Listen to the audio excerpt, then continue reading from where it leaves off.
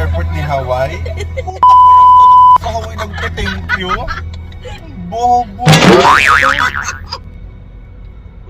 Sorry naman. Kailan pa nagsalita si Ah, Hawaii? sige. Thank you kay Maclean, be. Thank you, B. McLean. Yan, ganyan. Hindi yung thank you, Hawaii. Thank you, B. Bakit anong ginawa sa inyo ni Hawaii? Nag-absent ba si Hawaii para sa inyo? Mahayop na to, walang utang na loob.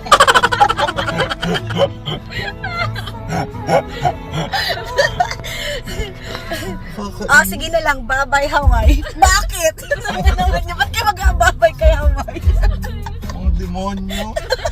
Si Hawaii ba yung mawawala ng trabaho ngayon?